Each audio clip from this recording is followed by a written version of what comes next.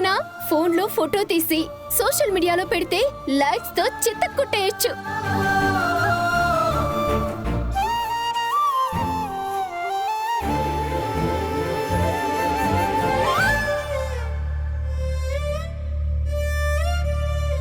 Wow, what a beautiful. ఒక చక్కని ముగ్గు, కలర్ఫుల్ చుక్కల ముగ్గు వేస్తున్నట్టు విజువల్ బ్యూటిఫుల్ గా ఉంది. Hello boss.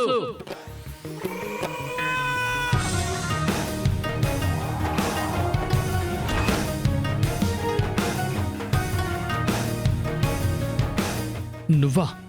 వేళపాడ లేకుండా ఏంట్రా నీ ఎంట్రీ? మా ఆవిడ అందంగా ముగ్గేస్తుంటే అది చూస్తూ హాయిగా ఆస్వాదిస్తున్నాను. దాన్ని కూడా వచ్చి చెడగొట్టాలా? ఇంత అందమైన మూమెంట్ని రొమాంటిక్ గా వాడుకోవడం మానేసి పెళ్ళాన్ని కళ్ళతో చూస్తూ ఆస్వాదిస్తున్నాను అంటున్నావే. ఈ మాట చెప్పడానికి కాస్త సిగ్గుండాలి బాసు. రేయ్ ఆత్మరాముడు, రెస్పెక్ట్. రొమాంటిక్ సెన్స్ లేని రోబోటిక్ ఫెలో. పెళ్ళాంతో మనసు విప్పి మాట్లాడాలి, మనమేంటో చూపించాలి అంటూ ఓ ఇన్నర్ వాయిస్ వేసుకుంటూ టైం వేస్ట్ చేయడం కాదు. దొరికిన ఇలాంటి టైంని దొంగ చేతికి తాళం దొరికినట్టు గట్టిగా వాడేసుకోవాలి. చేతికి దొరికినంత మనసు దోచేసుకోవాలి. అంతేగాని దద్దెపెల్లులాగా ముద్దపప్పులాగా కళ్ళప్పగించి చూడొద్దు. రై అంటే ఏంట్రా? ముగ్గొంక పెట్టుకొని వెళ్ళి హక్ చేసుకుని తనని ముద్దు పెట్టుకోవాలా? నీ ప్లేస్ లో నేనుంటే అంతకు మించి కూడా చేసేస్తాను తెలుసా? రై, పిచ్చివాగుడు వాగితే సెన్సార్ కత్తెరతో నాలుక కట్ చేయగలను, జాగ్రత్త. రే, నీ మనసులో ఫీలింగ్ రా. నువ్వు కత్తెర కాదు కదా, మందు పాత్ర పేల్చిన ఏ ఉపయోగం లేదు. అందుకే టైం వేస్ట్ చేయకుండా ఈ మూమెంట్ని వాడుకో. మంచి డ్యూయట్ పాడుకో.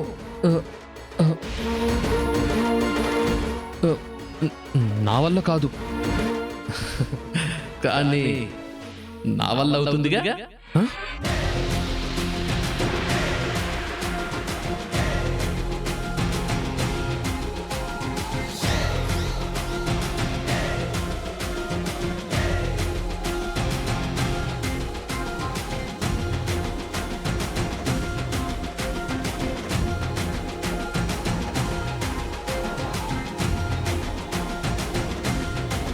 పూర్ణి, వీడేంటి అక్కడికి చేరాడు? అన్నంత పని చేస్తాడా ఏంటి?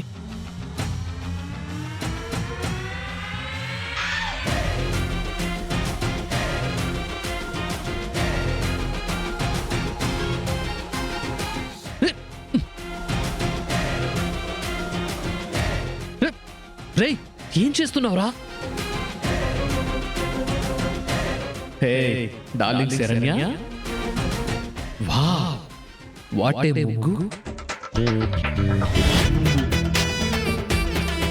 ఓ చక్కని ముగ్గు, కలర్ఫుల్ చుక్కల ముగ్గు వేస్తున్నట్టు ఈ విజువల్ ఎంత బాగుందో తెలుసా? రేయ్, అది నా డైలాగ్ రా, దాన్ని ఇక్కడ వాడేస్తావా? హే మై డియర్, నువ్వు ఇలా ముద్దుగా వంగి ముగ్గేస్తుంటే ఎలా ఉందో తెలుసా? రేయ్ వదినా, దామిని, షర్ట్కి అప్పు క్లియర్ చేసేసావా? చేసేసాను వదినా, క్లియర్ చేసేసాను.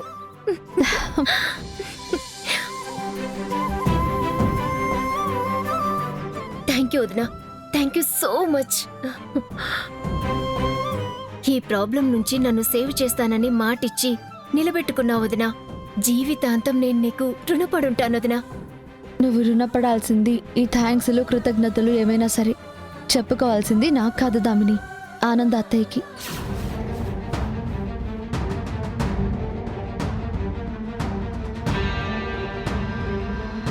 ఇందులో నేను చేసిందంటూ ఏముంది చెప్పు?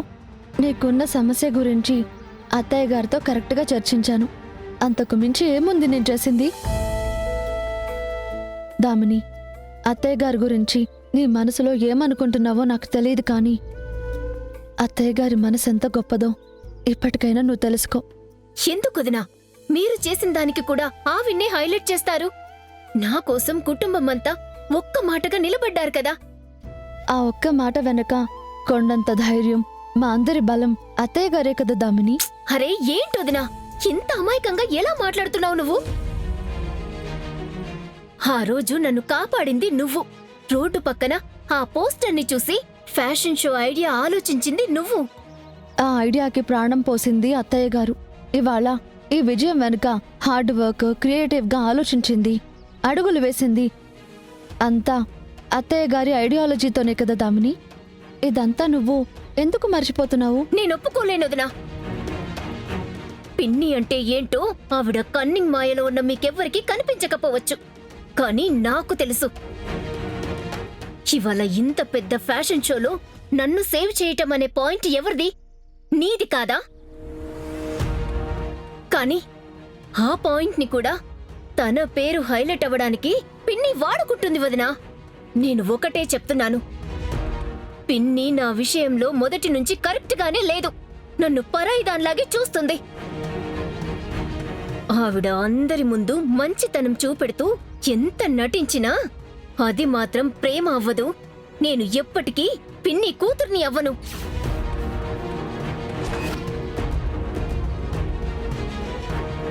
నాకున్న కృతజ్ఞత కేవలం నా వదినైన నీ మీద మాత్రమే గాని స్వార్థంతో ఇంట్లో పెత్తనం పేరు పెంచుకోవడానికి నటించే వాళ్ళ మీద ఎప్పటికీ ఉండదు.